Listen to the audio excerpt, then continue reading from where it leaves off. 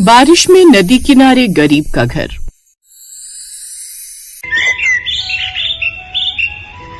बिलासपुर गांव के किनारे बहने वाली नदी के पास एक छोटा सा कच्चा घर था। उस पर मिट्टी की दीवारें और सामने छोटा सा आंगन। उसी घर में रहते थे अजय, उसकी पत्नी शीतल और उनकी 8 साल छोटी बेटी अनु। उस नदी के किनारे अपने छोटे से घर में भी वो तीनों सुकून से रहते थे, लेकिन जब भी बरसात का मौसम आता उनकी हालत खराब हो जाती। ऐसे ही एक रोज सुबह सुबह आसमान में काले बादल छा गए। हे भगवान, लगता है आज जोर की बारिश होगी। हाँ सीता, अगर नदी का पानी बढ़ गया तो मुसीबत हो जाएगी। बाबा, तो आज स्कूल नहीं जाऊं क्या? इतनी जोर की बारिश जो आने वाली है। नहीं बेटी, पढ़ाई बहुत जरूरी है। अब जल्दी से खाना खा लो और स्कूल जाओ। अनु ने रोटी खाई और अपना स्कूल बैग उठाकर चल पड़ी, लेकिन तभी तेज हवा चलने लगी और जोर से आसमान गरजने लगा। बारिश इतनी तेज थी कि अजी देखिए ना, छत टपकने लगी है। हे भगवान, शीतल जल्दी जल्दी बाल्टियां लगाओ। उन दोनों ने जल्दी जल्दी बाल्टियां और बर्तन रख दिए। ये छत भी अब जवाब दे रही है, न जाने आगे क्या ही होगा। वो दोनों इस परेशानी से जूझ ही रहे थे कि तभी बाहर से पड़ोसी मनोहर काका दौड़ते हुए आए। क्या हुआ काका, आप इतने घबराए हुए क्यों हैं? अजय, नदी का पानी तेजी से बढ़ रहा है। अगर बारिश ऐसे ही चलती रही तो बाढ़ आ सकती है। ये सुनकर तो शीतल और अजय का चेहरा उतर गया। हे भगवान, अनु अभी तक स्कूल से नहीं आई। तुम चिंता मत करो शीतल, मैं अभी उसे देख कर आता हूँ। अजय तुरंत छाता लेकर बाहर निकल पड़ा। बारिश इतनी तेज थी कि रास्ता भी ठीक से दिखाई नहीं दे रहा था। नदी का पानी पहले से काफी बढ़ चुका था। अजय जल्दी जल्दी स्कूल की ओर भाग रहा था। कुछ दूर जाने पर उसने देखा कि बच्चे स्कूल से लौट रहे हैं और उनमें अनु भी थी। अजय की जान में जान आई। बेटी चल, जल्दी घर चलते हैं। दोनों किसी तरह बारिश में भीगते हुए घर पहुँचे। भगवान का लाख लाख शुक्र है मेरी बच्ची ठीक है। बारिश लगातार होते ही जा रही थी। सुनिए, अगर पानी घर तक आ गया तो? शीतल, तो हमें घर छोड़ना पड़ेगा और मुझे लगता है वो भी जल्द से जल्द। लेकिन ये हमारा घर है अजय, बड़ी मुश्किल से बनाया था, इसे छोड़कर कहाँ जाएंगे? जानता हूँ शीतल, लेकिन इस वक्त जान बचाना भी तो जरूरी है। तभी बाहर से पानी की तेज आवाज आने लगी। उसने देखा कि नदी का पानी अब उनके आंगन में घुस चुका था। पानी घर में आने वाला है, अभी हमें निकलना होगा। अजय ने जल्दी जल्दी जरूरी सामान उठाया। अब तीनों जल्दी में घर से बाहर निकल आए। चारों तरफ बस पानी ही पानी था। शीतल ने पीछे मुड़कर अपने घर को देखा। तभी तेज बहाव के साथ नदी का पानी और बढ़ गया। मनोहर काका जोर जोर से चिल्लाकर एक ही आवाज कह रहे थे, जल्दी जल्दी सब लोग ऊंचे टीले की तरफ भागो, नदी का जल स्तर बढ़ने लगा। सभी गांव वाले जल्दी जल्दी भागने लगे। टीले पर पहुंचकर सब लोग घबराए हुए खड़े थे। ऐसी बात तो मैंने अपनी जिंदगी में कभी नहीं देखी। अजय की नजर दूर अपने घर की तरफ थी। बारिश के बीच उसका कच्चा घर धीरे धीरे पानी में घिरता जा रहा था। हमारा घर चला गया। हमने कितनी मेहनत से बनाया था वो घर। बाबा, खूब पढ़ूंगी मैं, फिर मैं बड़ी होकर बहुत पैसे कमाऊंगी, फिर आपको बहुत बड़ा घर दिलाऊंगी। अजय की आंखों से आंसू निकल पड़े। बस तू पढ़ लिख जाए बेटी, यही मेरा सपना है। बारिश थोड़ी कम हुई लेकिन ठंडी हवा चलने लगी। वहीं बैठे बैठे सुबह हो गई। बारिश रुकने लगी, लेकिन गांव का नजारा देखकर सबके दिल टूट गए। कई घर बह चुके थे, कई खेत पूरी तरह पानी में डूब चुके थे। जहां उसका घर था वहां अब सिर्फ पानी ही पानी था। सब खत्म हो गया, अब हम कहाँ जाएंगे? तभी दूर से गाड़ियों की आवाज आने लगी। कुछ लोग नाव लेकर आ रहे थे। एक आदमी ने जोर से आवाज लगाई, डरिए मत, हम आपकी मदद करने आए हैं। ये सुनकर गांव वालों के चेहरे पर थोड़ी उम्मीद जगी। हम सबको सुरक्षित जगह पर ले जाएंगे, वहाँ खाने और रहने की व्यवस्था है। कुछ ही देर में सभी गांव वालों को नाव में बिठाकर पास के शहर में बने राहत शिविर में ले जाया गया। वहाँ बड़े बड़े तंबू लगे हुए थे। लोगों को खाना दिया जा रहा था। वहाँ डॉक्टर भी मौजूद थे। बाबा, क्या हम यहीं रहेंगे? हाँ बेटी, कुछ दिन, जब तक सब ठीक नहीं हो जाता। कुछ दिन वहीं रहने के बाद जब वापस अपने गांव लौटे, जहां अजय ने देखा कि उसका घर अब उस जगह पर है ही नहीं, उसकी आंखें भर आईं। तू घबरा मत अजय, हम सब गांव वाले मिलकर तेरी मदद करेंगे। थोड़ी देर में गांव के और भी लोग वहां आ गए। सबने मिलकर काम शुरू किया। अजय भी सबके साथ काम कर रहा था। अनु पास में बैठकर ये सब देख रही थी। कुछ ही दिनों में छोटा सा लेकिन मजबूत घर तैयार हो गया। अजय ने घर को देखकर हाथ जोड़ लिए। कुछ दिनों बाद जिंदगी धीरे धीरे फिर से पटरी पर आने लगी। अजय फिर से मजदूरी करने लगा। शीतल घर का काम संभालती। फिर एक दिन अनु स्कूल से दौड़ती हुई आई। बाबा बाबा सुनो। क्या हुआ बेटी? मैं स्कूल में फर्स्ट आई हूँ। ये सुनकर अजय की आंखें खुशी से चमक उठी। मुझे पता था मेरी बेटी बहुत होशियार है। देखना एक दिन हमारी अनु बहुत बड़ी अफसर बनेगी। धीरे धीरे साल बीतते गए। अनु पढ़ाई में बहुत तेज निकली। वो दिन रात मेहनत करती रही। गांव वाले भी उसकी मदद करते। समय बीतता गया और अब अनु 20 साल की हो गई। फिर एक दिन गांव में बड़ी हलचल हुई। सरकारी गाड़ियां आ रही थी। गांव के लोग आपस में बातें कर रहे थे। तभी एक सफेद गाड़ी आकर रुकी।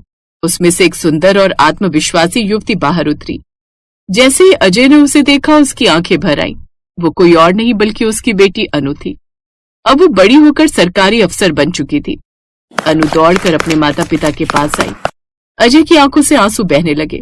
मेरी बेटी, तूने हमारा सपना पूरा कर दिया। ये सब आपकी मेहनत और त्याग की वजह से है। फिर उसने सब गांव वालों को धन्यवाद देते हुए कहा, अगर उस दिन बाढ़ में आप सबने हमारे परिवार की मदद न की होती तो शायद मैं यहाँ आज तक नहीं पहुंच पाती। अब मैं इस गांव को कभी मुश्किल में नहीं पड़ने दूंगी। यहाँ पक्का बांध बनवाऊंगी ताकि फिर कभी बाढ़ से कोई घर न बहे। उस दिन अजय को समझ आ गया कि गरीबी इंसान को छोटा नहीं बनाती बल्कि हिम्मत और मेहनत इंसान को बड़ा बनाती है। और जिस अनु को कभी बाढ़ में बह जाने का खतरा था, वही अनु एक दिन पूरे गांव की उम्मीद बन गई।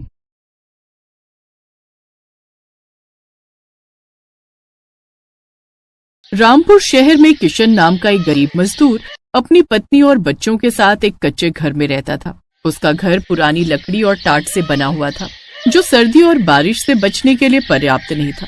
किशन दिन रात मेहनत और मजदूरी करता, लेकिन वो इतने पैसे नहीं कमा पा रहा था जिससे वो अपने परिवार के लिए एक पक्का घर बना सके। इस बार भी कड़ाके की सर्दी थी।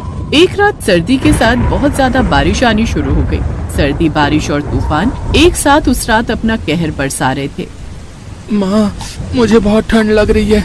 मेरा स्वेटर बिल्कुल गीला हो गया।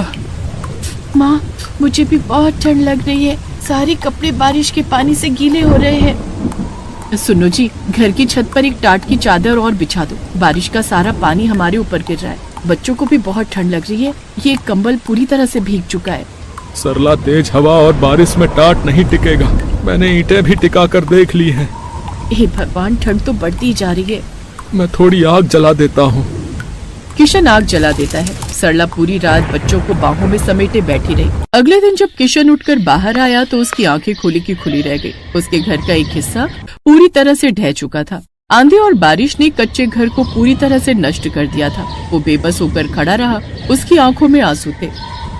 हे भगवान, अब मेरे परिवार का क्या होगा? मैं अपने परिवार को लेकर कहाँ जाऊंगा?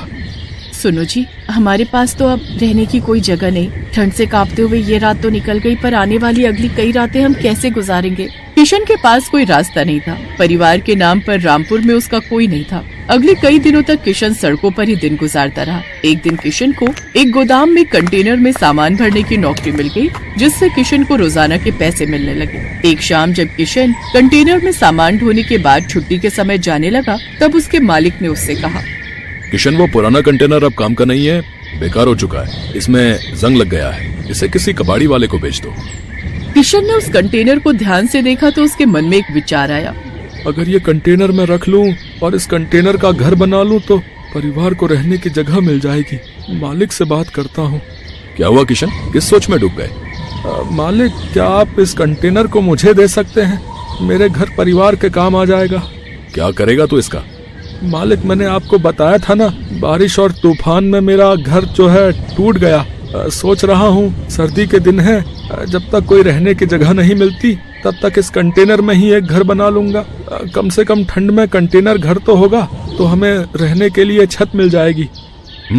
ये बात है। तो फिर तो मैं तुझे मना नहीं करूंगा। ठीक है, ये तू ले जा। पर क्या तू इस कंटेनर में रहने के लिए घर बना पाएगा? कोशिश करूंगा मालिक। ठंड से बचने के लिए कुछ तो करना ही पड़ेगा ना। धन्यवाद मालिक, किशन बहुत खुश था क्योंकि उसे अब रहने के लिए इधर उधर सड़कों पर भटकना नहीं था। उसने मन ही मन ठान लिया था कि वो कंटेनर से घर बनाकर ही रहेगा। और फिर किशन ने सड़क के किनारे खाली मैदान में कंटेनर को रखवा दिया। ये तो बहुत गंदा है, पहले इसे साफ करना पड़ेगा। लाओ मैं इसे धोने में तुम्हारी मदद कर देती हूँ।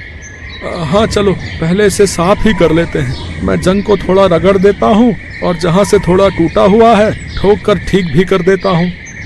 बापू, हम भी घर बनाने में आपकी मदद करेंगे। हाँ बापू, अब सड़क पर बहुत ठंड लगती है, हम इस नए घर में रहेंगे बापू, हमें अब ठंड नहीं लगेगी ना? नहीं, बिल्कुल भी ठंड नहीं लगेगी बेटा। मैं इस कंटेनर घर को ठंड के हिसाब से ही तैयार करवाऊंगा। हवा का नामो निशान भी नहीं आएगा इस घर के अंदर। हाँ, मैं इसे हर तरफ से ढक दूंगा। हाँ। किशन ने कंटेनर को साफ किया, लोहे की जंग को रगड़कर हटाया। उसने पेंट का एक डिब्बा लिया और पूरे कंटेनर को पेंट कर दिया और एक कबाड़ी वाले से कुछ बेकार लकड़ी के टुकड़े खरीद लिए और उन्हीं से उसने कटिंग करके लकड़ी के दरवाजे और खिड़की बना दी।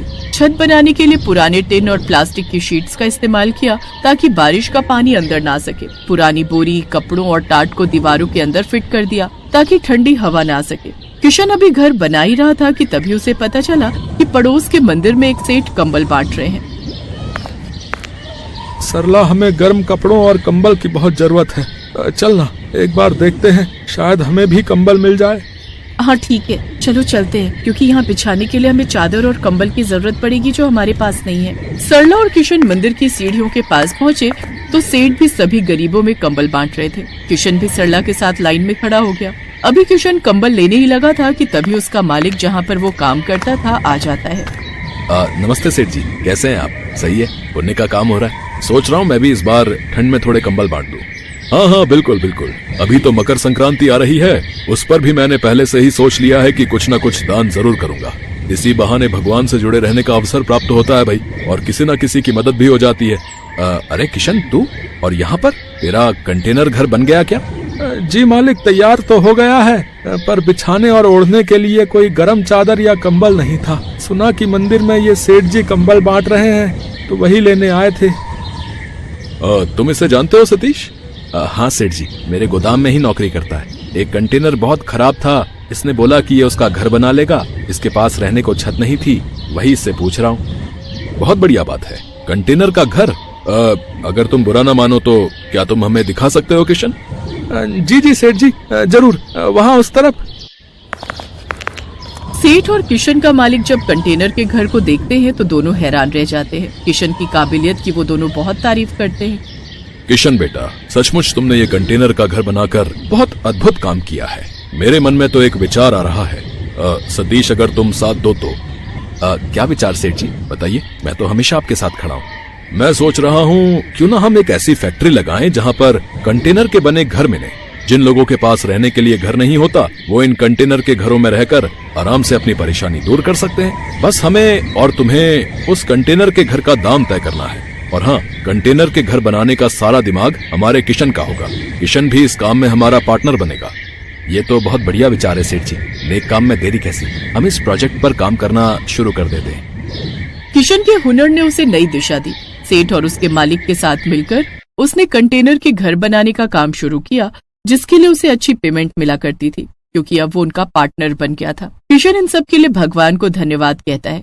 किशन में एक खासियत थी, वो भले ही आज अमीर बन गया था, पर उसने बहुत से गरीबों को ठंड में कंटेनर घर मुफ्त में बांटे। और किशन ने कंटेनर घर में ही एक साथ बहुत से लोगों के रहने की सुख सुविधाएं भी देनी शुरू कर दी, क्योंकि वो जानता था कि गरीबों का दुख क्या होता है। Thanks for watching.